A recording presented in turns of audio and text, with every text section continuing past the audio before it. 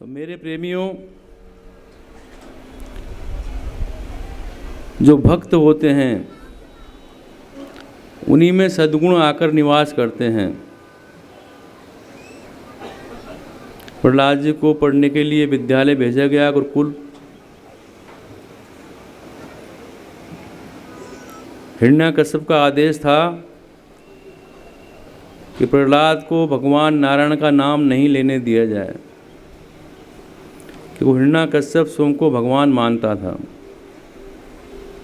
और प्रहलाद जी को पढ़ाई अच्छी लगती नहीं थी। प्रहलाद जी को भगवान का नाम, भगवान की भक्ति अच्छी लगती थी।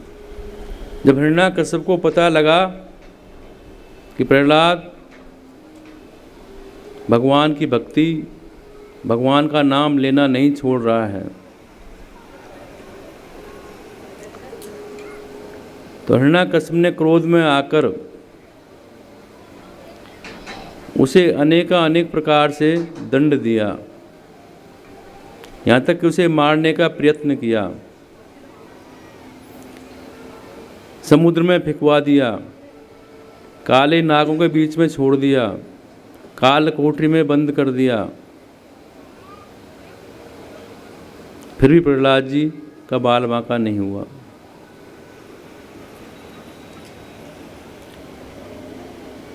तो हिरण्यकश्यप ने एक दिन प्रहलाद जी को मारने के लिए अपनी बहन होलिका की मदद ली। तो होलिका को देवताओं से वरदान प्राप्त था। उसे एक ऐसा वस्त्र मिला जिसे ओढ़ने पर अग्नि उसे जला नहीं सकती। होलिका उस चादर को ओढ़कर और प्रहलाद जी को अपनी गोद में लेकर अग्नि में बैठ गई और आग लगा दी गई। उस भगवान नारायण की कृपा से तेज हवा चली और वो जो कपड़ा था, वस्त्र था, उड़कर प्रहलाद जी के लिपट गया। और मेरे प्रेमी, होलिका जल गई, प्रहलाद जी बच गए।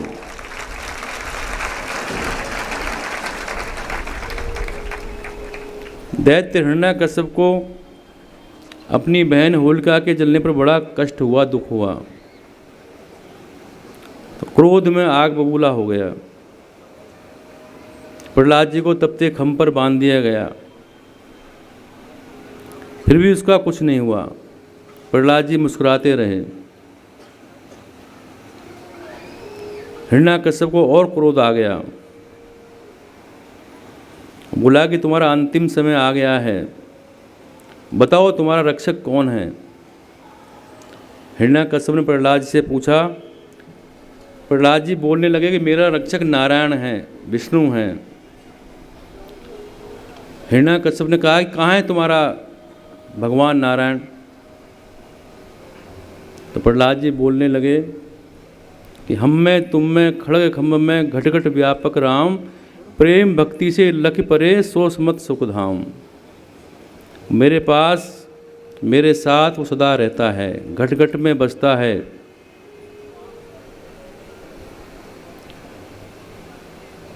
तो कहाँ है तुम्हारा राम, कहाँ है तुम्हारा भगवान विष्णु। सामने खंबा था, तो भक्त प्रहलाद ने कहा इस खंबे में भी भगवान हैं, मुझको नजर आ रहे हैं खंबे में।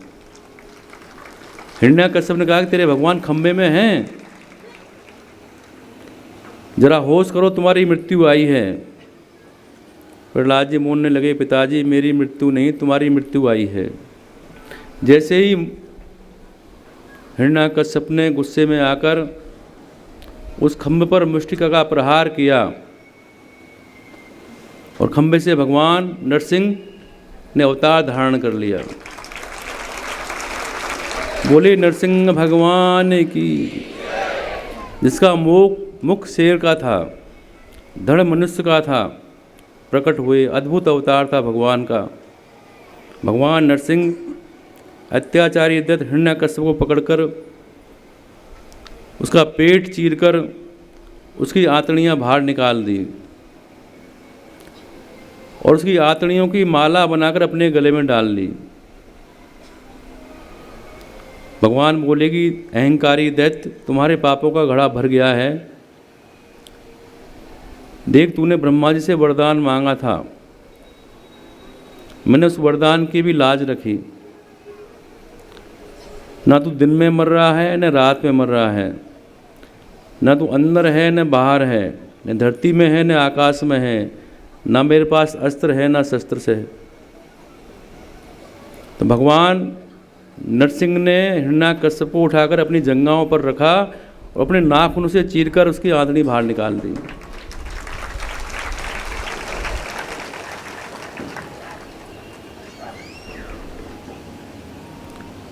तो भगवान नरसिंह ने अवतार धारण करके अपने भक्त की रक्षा करने के लिए सभी देवताओं को दर्शन दिए। सभी देवलोग कृतार्थ हो गए, देवता लोग प्रसन्न हुए। उन्होंने भक्त प्रहलाद की भक्ति पर प्रसन्न होकर प्रहलाद को राज्य प्रदान किया और राज्य धर्म का राज करने का उपदेश दिया। सारे ब्रह्मांड में जय जयकार होने लगी।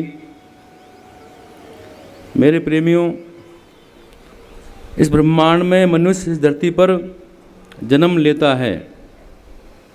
यदि वह प्रभु का सिमरन और भक्ति करता है तो अपना जन्म सफल करके मोक्ष को प्राप्त होता है। भक्त प्रहलाद के लिए भगवान ने नरसिंह अवतार धारण किया। तभी से होली का प्रचलन चला आ रहा है। होलिका जलने के बाद अगले दिन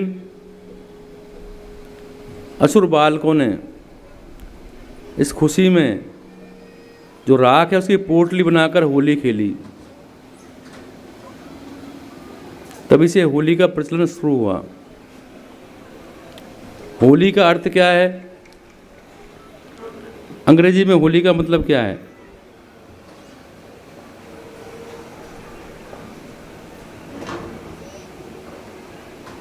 किसी को पता है होली का मतलब अंग्रेजी में क्या है?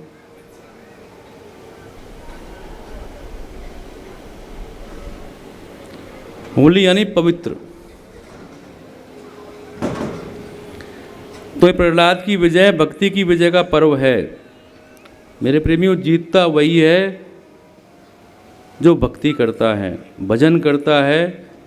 ये जीत का सबसे बड़ा मंत्र है। अगर आपको जीवन में जीत हासिल करनी है तो इससे बड़ा कोई मंत्र नहीं।